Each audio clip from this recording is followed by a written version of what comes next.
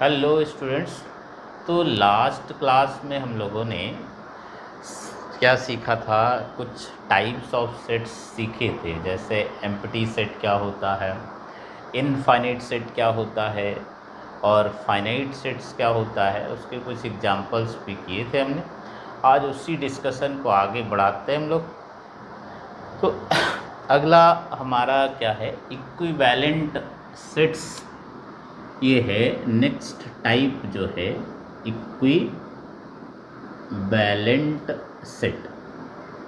अच्छा, equivalent set, suppose हमारे पास एक सेट ए है, इसमें एलिमेंट्स 1, 2 और 3।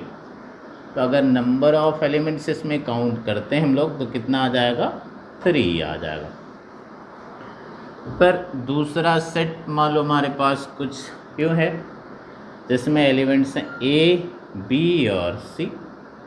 अच्छा, इसमें अगर एलिमेंट्स काउंट किए जाएं तो अगेन कितने एलिमेंट्स हैं, 3। तो इसका कार्डिनल नंबर 3, कार्डिनल नंबर क्या हो गया, 3। यहाँ पर भी कार्डिनल नंबर कितना हो गया, कार्डिनल नंबर हो गया 3। तो अगर ऐसे दो सेट्स हैं अपने पास जिनके कार्डिनल नंबर सेम है, मतलब number of elements in A that is same as number of elements in B, तो फिर ऐसे सेट्स को क्या बोलेंगे हम लोग, इक्विवेलेंट सेट्स बोलेंगे। मीन्स क्या लिखें, अगर डेफिनेशन लिखें, two sets A and B are said to be equivalent if number of elements in set A is same as number of elements in set B।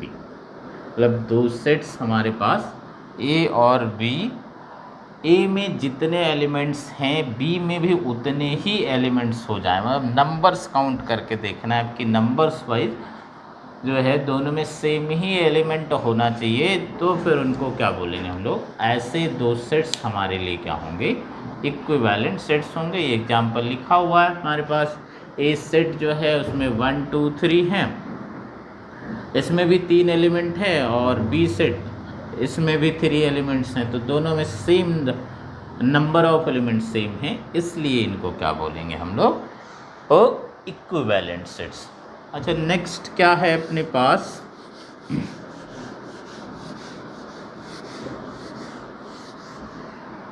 Next अपने पास equal set क्या होगा, equal set. तो equal sets हमारे पास, suppose ये set है मेरे पास ए जिसमें elements हैं 2 और 3।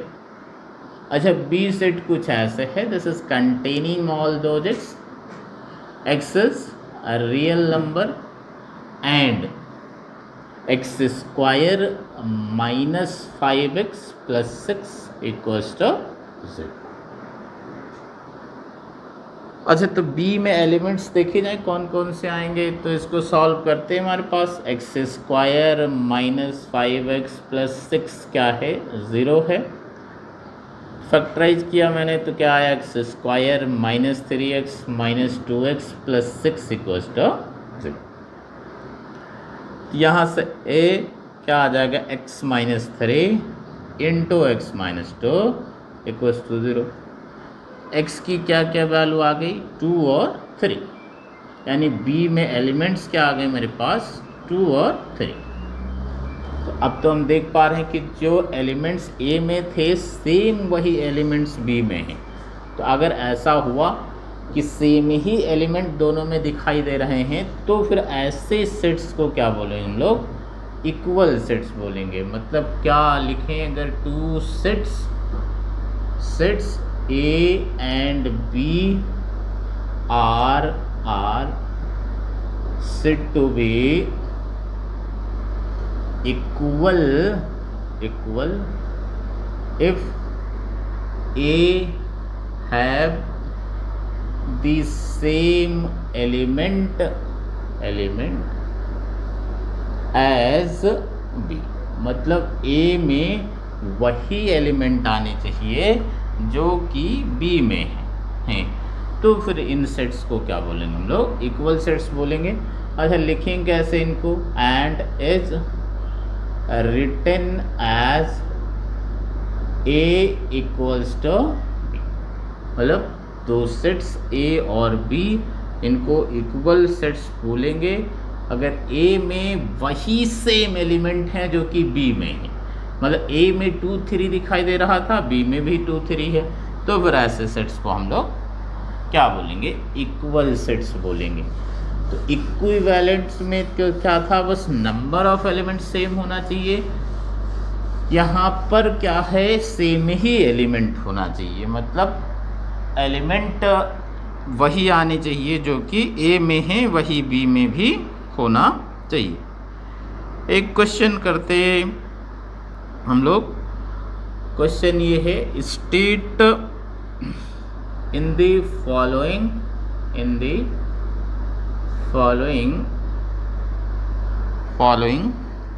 state whether A equals to B और not। मतलब A और B इक्वल्स हैं कि नहीं है। तो फर्स्ट क्वेश्चन हमारे पास क्या है, इसका फर्स्ट पार्ट है A set this is containing elements A, B, C, D and second one is containing D, C, B, A।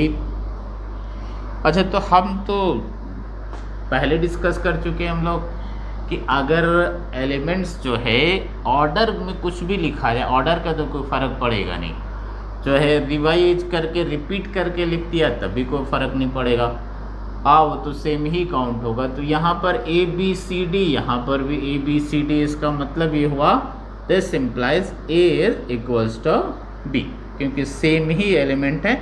अच्छा सेकंड क्या है हमारे पास, A contains 4, 8, 12 and 16 and B is containing elements 8, 4, 16 and 8। अच्छा अब देखा जाए तो इसमें 4, 8, 12, 16, उसमें 18 है, ये 18। तो अब इसलिए 18 तो इसमें नहीं दिखाई दे रहा है, या कहें कि 12 उसमें नहीं दिखाई दे रहा है, तो उसका मतलब दोनों सेम नहीं है, means A not equals to B। अच्छा नेक्स्ट एग्जाम्पल लिखते हैं।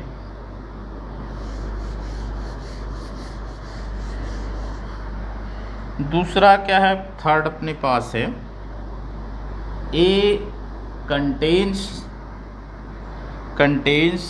2, 4, 6, 8, 10 and B is containing set of all those X is positive even integer and X less or equal to 10। मतलब सेट जो हमारे पास A है उसमें तो 2, 4, 6, 8 और 10 दिखाई दे रहे हैं, और सेट B में क्या कौन से एलिमेंट आएंगे, ऐसे पॉजिटिव इंटीजर्स आएंगे जो कि इवन भी होना चाहिए एज वेल एज उनकी वैल्यू या तो 10 हो या तो 10 से कम हो। तो लिस्ट करते हैं B के एलिमेंट्स क्या क्या आएंगे। तो पॉजिटिव इंटीजर्स पहला जो कि इवन है क्या होगा, 2 हो जाएगा। दूसरा क्या हो जाएगा 4, फिर 6, फिर 8, फिर 10। अच्छा ये तो वही सेम एलिमेंट दिखाई दे रहा है जो कि ए में है, इसका मतलब ये हुआ ए जो है बी के इक्वल है। These are sufficient examples to identify two sets are equal और नॉट। फिर से इस बात को समझते कि दो सेट्स के इक्वल होने के लिए दोनों में सेम ही एलिमेंट दिखाई देना चाहिए, दोनों में सेम ही एलिमेंट आना चाहिए, मतलब एक भी एलिमेंट डिफर नहीं होना चाहिए, तभी दो सेट्स को हम क्या बोलेंगे, इक्वल बोलेंगे।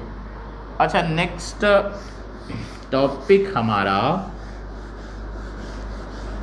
क्या है, सबसेट क्या होगा, सबसेट।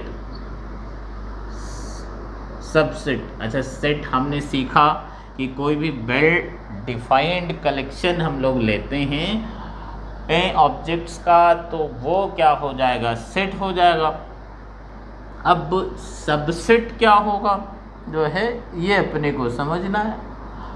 तो सबसेट तो सेट का ही एक पार्ट होगा, मतलब हमारे पास सपोज ए सेट कुछ ऐसे है, this is containing 1 2 3 and B set कुछ ऐसे है, दिस इज कंटेनिंग 1 2 3 4 5। तो जैसा हम देख पा रहे हैं कि ए के जो भी एलिमेंट्स हैं, ए में 1 2 3 हैं, बी में भी 1 2 3 हैं, तो बी में तो वो सारे एलिमेंट प्रेजेंट हैं जो कि ए में हैं। इसका मतलब ये हुआ कि ए के सारे एलिमेंट अगर बी में हैं तो ए वाले को क्या बोलेंगे हम लोग, बी का सबसेट्स बोलेंगे। मतलब set A is called subset of B if each element of A is also the element of B। मतलब A का हर एलिमेंट B का भी एलिमेंट हो जाता है, तो फिर हम A को B का सबसेट बोलेंगे। और कैसे लिखें, कुछ ऐसे लिखें, and is written as A is subset of B। अच्छा अगर A वाला B का सबसेट हुआ तो B वाले को A का सुपर सेट बोलते हैं। Means if A is subset of B,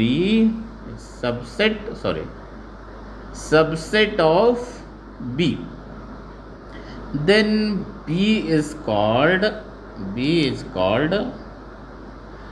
superset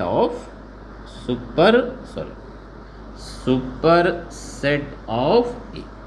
फिर से समझते हैं इस बात को, A और B हमारे पास दो सेट्स हैं, A को B का अगर सबसेट्स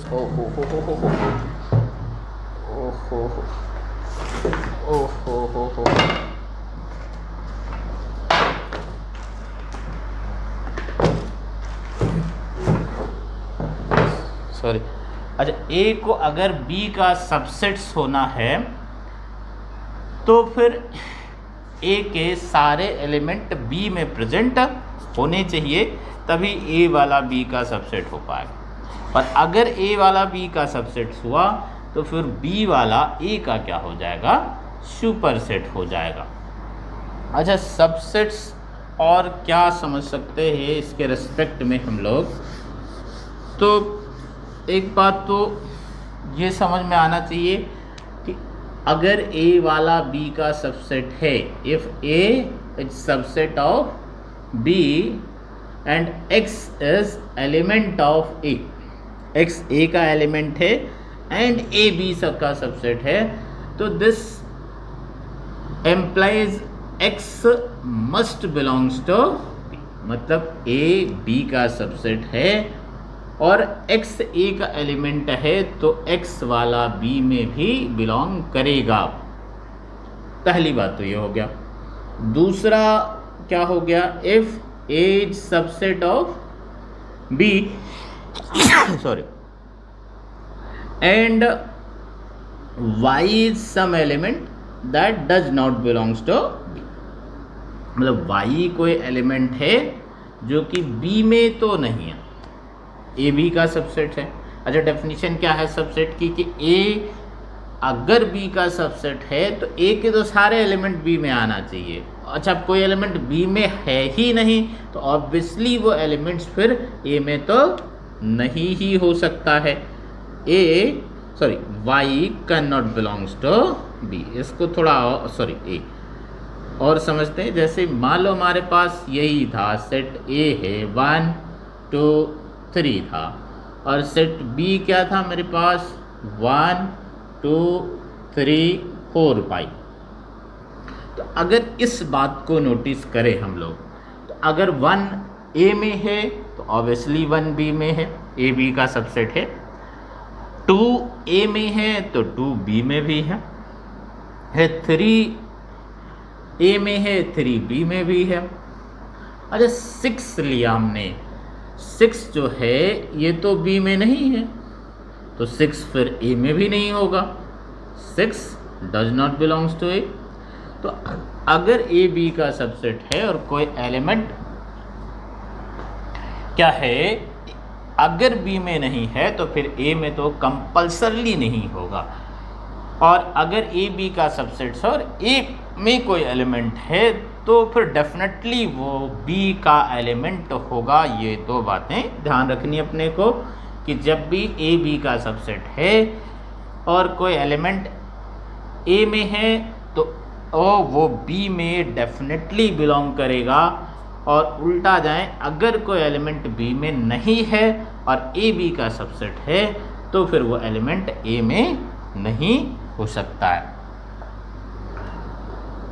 तीसरी बात क्या है कि अगर मुझे दो सेट्स को इक्वल प्रूव करना, या ऐसे समझते हैं सपोज ए जो है this is containing 2 3 and B contains all those x such that x is real number and x square minus 5x plus 6 equals to 0। अच्छा, ये तो सॉल्व कर लेंगे सब। तो B में भी एलिमेंट्स क्या आ जाएंगे 2 और 3 ही आ जाएंगे। तो यहाँ से ये कह सकते हैं कि A वाला B का सबसेट होगा और B वाला A का सबसेट होगा। अच्छा, इक्वल तब लगाया जब दोनों में एलिमेंट्स क्या हैं सेम ही हैं मतलब, तो फिर इक्वल भी लगा लिया, मतलब सेम एलिमेंट है। अच्छा, अब ए बी का सबसेट है, बी ए का सबसेट है, तो दिख रहा है obviously A equals to B भी है। इट मीन्स ये हुआ कि if it is required to prove two sets are equal, मतलब जब भी हमें ये प्रूव करना है कि दो सेट्स क्या हैं आपस में इक्वल हैं, तो फिर क्या करना चाहिए अपने को, क्या दिखा देना चाहिए कि ए वाला बी का सबसेट है और बी वाला ए का सबसेट है। Means if it is required to prove two sets A and B are equal, then prove that A is subset of B and B is subset of A। A वाला B का subset है और B वाला A का subset से अगर ये बात हम शो कर देते हैं तो फिर क्या प्रूफ हो जाएगा कि सेट A और सेट B दोनों इक्वल ही हैं। मतलब हमें जब भी ये बात प्रूव करनी होगी कि A सेट B सेट के इक्वल है, तो ये एक तरीका हमारे पास है कि हम क्या शो कर दें कि A B का सबसेट है और B वाला A का सबसेट है। अगर ऐसा कर पाने में हम सफल हुए तो हम प्रूव कर देंगे कि A सेट B सेट के क्या है इक्वल है। अच्छा, नेक्स्ट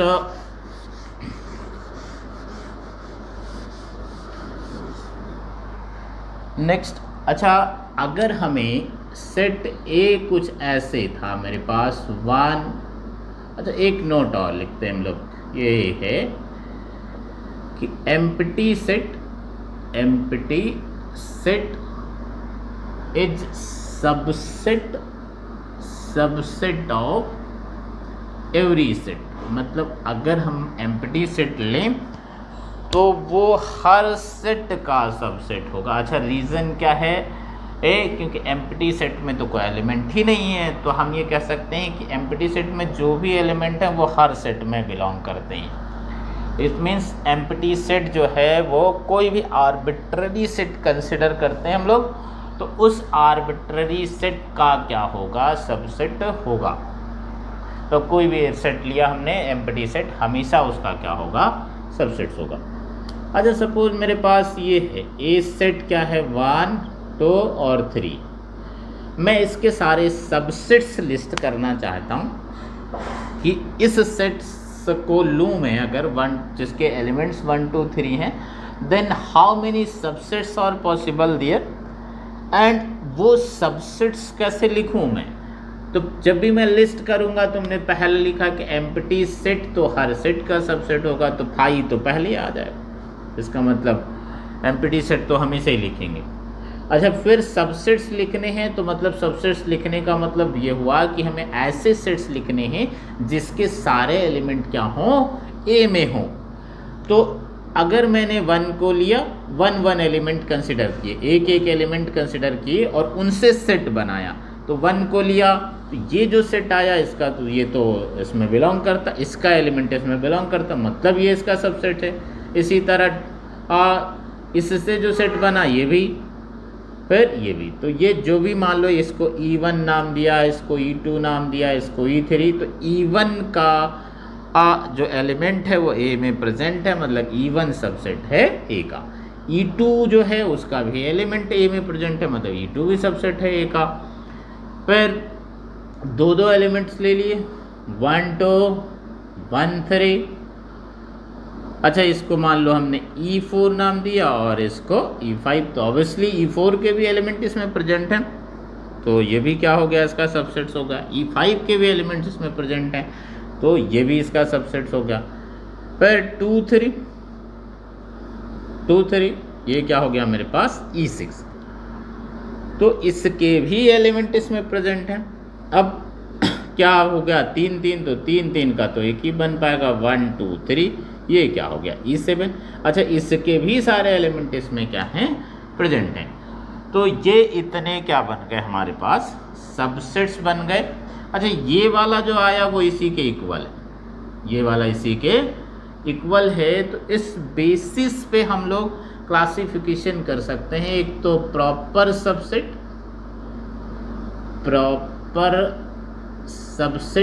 अच्छा, प्रॉपर सबसेट क्या आपका का जितने ये लिखें, जैसे 5 है, 1 है, 2 है, 3 है, ये सब जितने हैं, ये सब क्या हैं? इससे छोटे।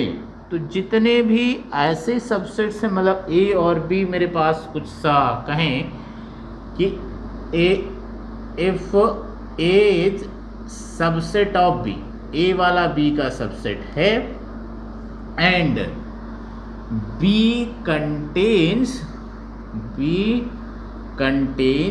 at least one more element, at least one more element than A, मतलब B में कम से कम एक एलिमेंट तो ज़्यादा आना ही चाहिए A से, तो फिर हम A वाले को B का प्रॉपर सबसेट बोलेंगे। अच्छा, जैसे यहाँ पे बात करें E7 तो ऑब्वियसली ए के ही इक्वल है, तो ऐसे वाले को फिर क्या बोलते हैं हम लोग? इम्प्रॉपर सबसेट्स बोलते हैं। E7 दूसरा ये हो गया इम्प्रॉपर, तो E7 जो है दैट इज आल्सो, और इम्प्रॉपर कुछ ऐसे लिखा है, E7 is also subset of A. तो इस टाइप का मतलब जब सेम ही इक्वल ही आ जाएगा तो उसको क्या बोलेंगे हम लोग? इम्प्रॉपर सबसेट बोलेंगे। अच्छा, यहाँ पे और क्या नोटिस करें, अगर मैं काउंट करूँ तो कितने सेट्स आ गए हैं? सबसेट्स आ गए हैं, टोटल 8 हैं। ये इनको काउंट कर लें तो टोटल 8 हैं। तो ये बना कैसे? पहले तो 5 आ गया, मतलब कोई भी एलिमेंट नहीं लिया गया, कोई भी एलिमेंट नहीं लिया हमने, तब जो बना वो एक सबसेट बना जिसको जो एम्प्टी है। फिर एक एक एलिमेंट लिए तो 3 बन गया, फिर दो दो एलिमेंट लिए तो 3 बन गए, फिर तीनों एलिमेंट ले लिए तो फिर से 1 मिल गया, तो टोटल मिलके कितना हो गया हमारे पास ये 8 सबसेट्स हो गए। अच्छा, इसको ऐसे कहें हम, अगर मेरे पास ए सेट है, if number of elements in A this is n, तो सबसेट्स कैसे बना सकते हैं हम लोग? या तो 0 एलिमेंट लें, टोटल नंबर ऑफ सबसेट्स तो 0 एलिमेंट मतलब n में से, अच्छा ये थोड़ी बात आगे की है, कॉम्बिनेशन मतलब n में से 0 सेलेक्ट किया, फिर n में से एक एक एलिमेंट के जितने कॉम्बिनेशन बने वो, फिर n से दो दो के जितने कॉम्बिनेशन बने, फिर n से n। अच्छा, ये जो सम है ये 2 की पावर n के इक्वल आता है। तो अभी तो ऐसे याद कर सकते हैं जब कि अगर किसी सेट में n एलिमेंट्स हैं तो उसके टोटल नंबर ऑफ सबसेट्स कितने होंगे? 2 की पावर n होंगे। मतलब ये कहें कि अगर B में 5 एलिमेंट्स हैं तो टोटल नंबर ऑफ सबसेट्स ये कितना होगा? 2 की पावर 5 मतलब 32। इसी तरह अगर C है सेट मान लो हमारे पास, if number of elements in C this is 6, तो टोटल नंबर ऑफ सबसेट्स क्या हो जाएंगे? 2 की पावर 6 मतलब 64। तो ये इस तरह से हम सबसेट्स लिस्ट कर सकते हैं कि कितने सबसेट्स बनेंगे और कैसे बनेंगे। तो पहला तो एम्प्टी सेट आ जाएगा, दूसरा क्या हो जाएगा अपने पास, एक एक एलिमेंट का लेके जितने सबसेट्स बनेंगे वो सब लिस्ट कर दिए, फिर दो दो एलिमेंट्स लेके जितने सबसेट्स बनेंगे वो लिस्ट कर दिए, फिर 3 3 फिर 4 4 एंड सो ऑन। इस तरह से सबसेट्स को लिस्ट करना है। अच्छा, हमने प्रॉपर और इम्प्रॉपर डिस्कस किया। तो प्रॉपर सबसेट्स का मतलब ये है कि दो सेट्स ए बी हैं हमारे पास, and if A is subset of B then B should contains at least 1 more element than A. तो उस केस में फिर हम ए को बी का प्रॉपर सबसेट्स बोलेंगे। और क्या डिस्कस किया हम लोगों ने कि अगर ए और बी दो सेट्स हैं जिनको इक्वल प्रूव करना है अपने को, तो हम क्या कोशिश करेंगे कि ए वाले को बी का सबसेट्स और बी वाले को ए का सबसेट्स प्रूव करने की कोशिश करेंगे। अच्छा, नेक्स्ट जो है अपने पास वो है पावर सेट। पावर सेट क्या होगा? पावर सेट, तो सपोज हमारे पास यही सेट था, मेरे पास ए सेट था, इसमें एलिमेंट्स थे 1 2 और 3। अब अगर मैंने इसके सारे सबसेट्स लिस्ट किए, ऑल सबसेट्स ऑफ ए, तो फिर क्या क्या आया था? 5 आया, फिर 1 आया, फिर 2 आया, फिर 3 आया, फिर 1 2, फिर 1 3, फिर 2 3 और फिर 1 2 और 3। ये सबसेट्स आ गए अपने पास। अच्छा, इनको किसी कर्ली ब्रैकेट के अंदर लिख दिया तो वो फिर सेट बन जाएगा। मतलब अगर इसी को मैंने कर्ली ब्रैकेट के अंदर लिख दिया तो ये फिर से अगेन क्या बन गया? सेट बन गया। अच्छा, ये सेट बन गया, तो इसी को हम इस सेट के लिए क्या बोलते हैं? Power set. इसको कैसे लिखेंगे? P ऑफ A मतलब पावर सेट ऑफ A। तो पावर सेट ऑफ A कैसे डिफाइन किया जाए? This set of all subsets of A is called power set of A. मतलब एक सेट जो है उसके जितने भी सबसेट्स बनेंगे, उस सबसेट्स से जो सेट बनेगा वो हमारे लिए क्या होगा, पावर सेट होगा। मतलब set of all subsets of A, जितने भी ए के पॉसिबल सबसेट्स हैं उनसे सेट लिखा हम लोगों ने, तो वो जो सेट बनेगा वो क्या होगा, ए सेट के लिए पावर सेट होगा। तो क्या नोटिस कर सकते हैं हम लोग, पहली बात तो ये है कि जितने भी पावर सेट में एलिमेंट लिखे हुए हैं they are itself a set, वो सारे के सारे खुद ही एक सेट हैं।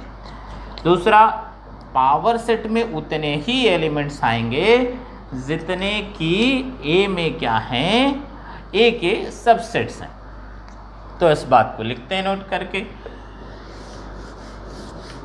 क्या लिखा जाए, नोट वन। पहली बात तो क्या हुआ, all the elements of power set are itself is a set। मतलब जितने भी एलिमेंट पावर सेट में हैं वो खुद में ही क्या है, एक सेट है। ये पहला नोट हो गया। दूसरा, सेकंड क्या है कि नंबर ऑफ एलिमेंट्स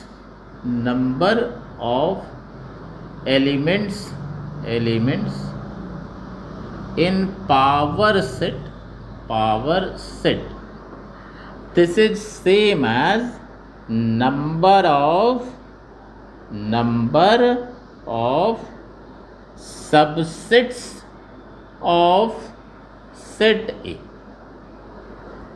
मतलब number of elements in power set of A this is same as number of subsets of set A। मतलब set A के जितने सबसेट्स बनेंगे वो उतने ही नंबर ऑफ एलिमेंट्स होंगे पावर सेट में। तीसरा कुछ यूँ समझ सकते हैं हम कि अगर मेरे पास X कोई सबसेट है A का, then this must belongs to power set of A। या ऐसे बोलें कि if X is Y is some element of power set of A, then Y must be subset of A।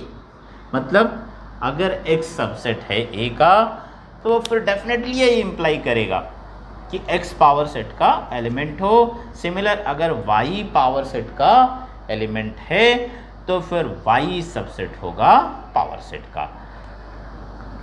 And next topic हमारा universal set.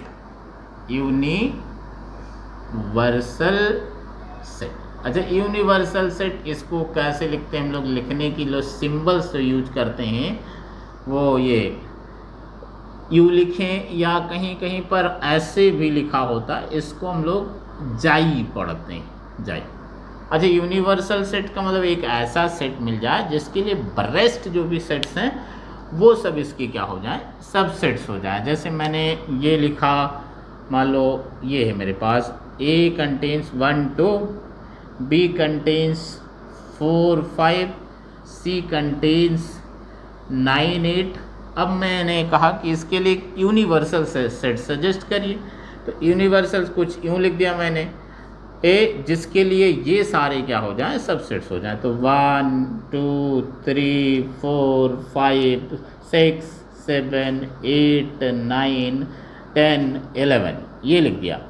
अच्छा, अब जरा check किया तो ए वाला जो है उसके एलिमेंट्स इसमें हैं, बी वाला उसके भी एलिमेंट्स इसमें हैं, सी वाला उसके भी एलिमेंट्स, मतलब ए भी यू का सबसेट है, बी भी यू का सबसेट है और सी वाला भी यू का सबसेट है। इट मीन्स ये हुआ कि ये सारे इसके सबसेट्स हैं, तो ये इसके लिए यूनिवर्सल सेट काम करेगा। अच्छा, मैं अगर 11 को हटा लेता हूँ तब भी ये इनके लिए यूनिवर्सल सेट का काम करेगा। इट मीन्स ये हुआ कि यूनिवर्सल सेट जो है वो यूनिक नहीं होगा। तो यहाँ से ये बात नोट करके लिख सकते हैं हम लोग कि universal set is not unique, मतलब यूनिवर्सल सेट यूनिक नहीं होगा। हम यही सेट्स हैं, इनके लिए बहुत सारे यूनिवर्सल सेट लिख सकते हैं। तो आज हम लोग यहाँ तक रखते हैं, फर्दर का डिस्कशन नेक्स्ट क्लास में करेंगे।